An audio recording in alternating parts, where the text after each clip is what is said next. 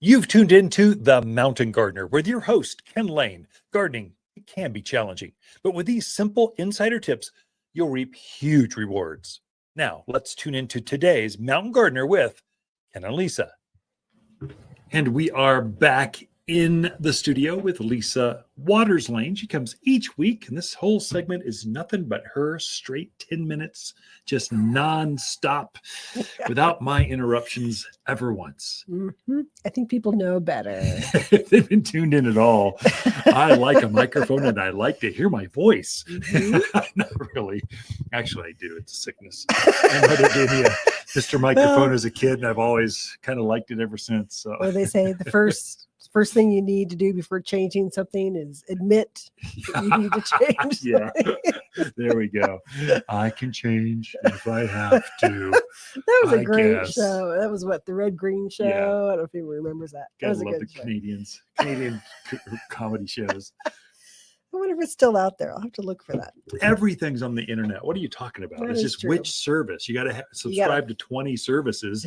It's cable TV was cheaper back in the day than now. If you need HBO and Disney and Netflix and Amazon and oh my gosh, Peacock. And we thought we were getting away from that, but we were. We cut the cable 20 years ago. Oh, at least, so when the kids were growing up, we just said, satellite, the commercials are terrible. We're going to control the content through streaming. It has gotten way easier and way more choices. You can get the sports and the news now. But boy, to get it costs. It used to be free for 15 years. Yeah. Last 5 years, it's like crazy expensive. Like everything else. Anything else, Grandpa? No more. I remember when a candy bar used to be 5 cents a quarter. I remember streaming used to be free. That's terrible. Oh, that's fun. Anywho, yes. Yeah. We'll move on to gardening and planting things because, yes, you can't go wrong with that.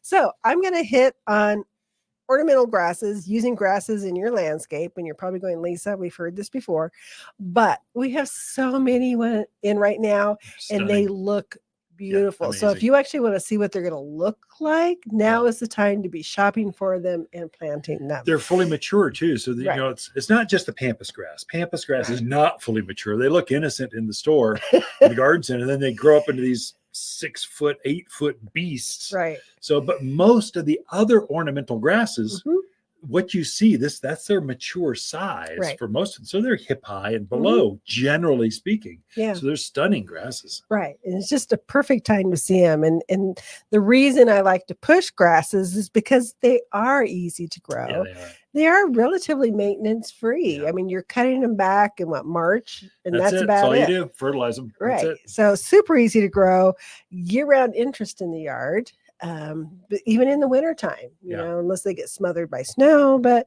and they're very wildlife friendly, great for the birds to hide in, to get food from in the fall and winter. And then also just that movement and texture in the yard. We get so many things that are a round leaf or a pokey thing or a, you know, it's nice to have some different texture out there, to watch it kind of blowing in the fall breezes.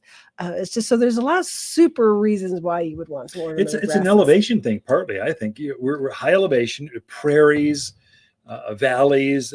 Grasses just naturally grow. We've got so many wild native ones that grow here. Some miscanthus and bear grass, all these others. So they adapt better here than they do other parts of the country, and they don't get that disease, middle die out, all this, some of the issues that other parts of the country have. And we grow them so easily here. Put them on a drip system, like you treat them like a tree or a shrub. Don't treat them fancy. Don't overwater them, underwater them, and they'll bloom better for you.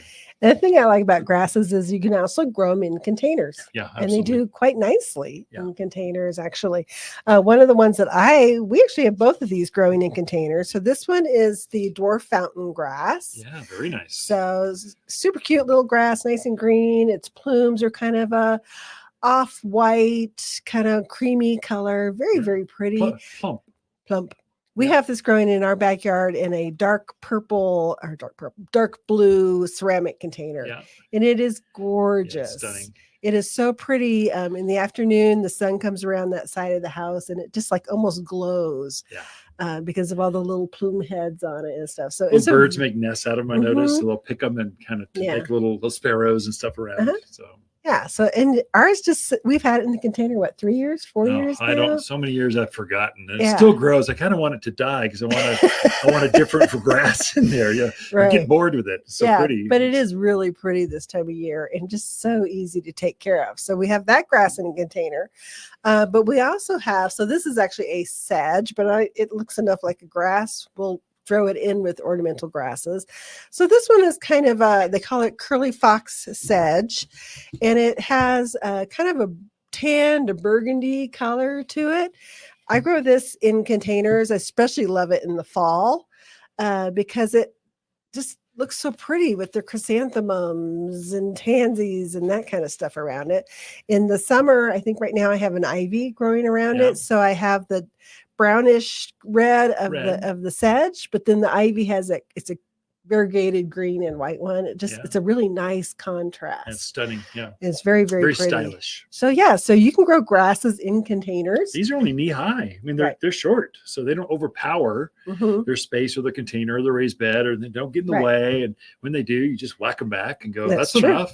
You're done. That's right. So grasses can be grown singly. So some of your big grasses, like your big pampas grass, can be a big showstopper out in the yard, or or you plant in mass. So grasses, I think, look really pretty planted in like 3s and 7s and kind of cluster them together. Yeah. Can be really attractive. I think more people need to collect grasses. Like we have a collection. We got, I don't know, it's 5 or 6 varieties. Mm-hmm. And people collect conifers. They collect right. fruit trees, roses. You could easily collect grasses, different styles, and stage them. And they just grow well together. They're always so striking. That's true.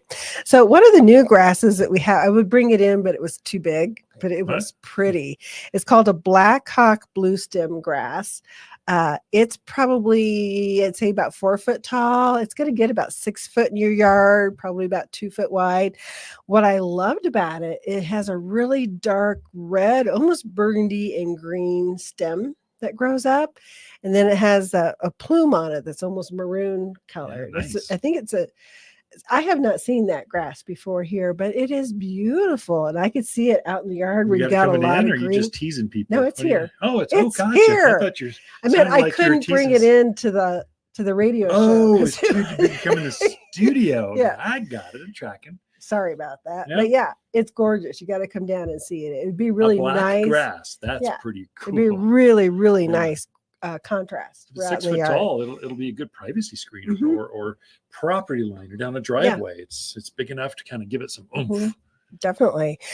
We also have another taller one that's called heavy metal switchgrass. That's a pretty one. That's another one that I like because it's not just green. It actually has color in the stem. It's kind of got a little bit of a red to it. Blue, red, green. It's got switchgrass. Yeah. It's switching all kinds of colors. It's a switchgrass. It has a very delicate plume to it. So it doesn't have like a pampas grass plume. It's very delicate, very airy, very little wind out there, and just kind of sways. Yeah. Really, really pretty. It gets about 4 to 5 foot tall, wide. Another just beautiful one. If you follow us on Instagram and Facebook at all, and YouTube, is that right? So one of those, anyway, I took a video of a beautiful display of switchgrass, and it just aired. And so it's me just showing what it looks like in the landscape of fully mature. It's about just above hip high. Yeah, a good video camera. Just such a pretty display. I went, I've got to capture this. Right, let people know. Yeah, that's perfect. The Plumetastic is a maiden grass. Plumetastic. I think it's Plumtastic, but I call it Plumetastic.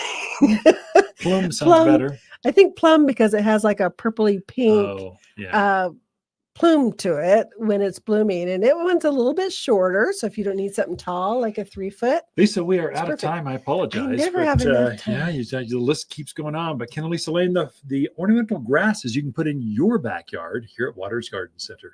Waters Garden companion plants for September are Russian sage, pampas grass, honeysuckle, and raywood ash. Raywoods are superior shade trees for wind and drought locations. Plant as a single specimen or in a grove for more widespread shade on hot south and western exposures. Dark green foliage forms the perfect round head with leaves that turn a magical wine red through autumn. We sell only the prettiest shade trees at Waters Garden Center. Shop in-store or online at watersgardencenter.com. For a more fruitful garden, increase success in the landscape that just feels better, then tune in daily to the Mountain Gardener podcast. Subscribe through your favorite podcast streamer or visit watersgardencenter.com. Better yet, visit me directly right here at Waters Garden Center. Thanks for tuning in.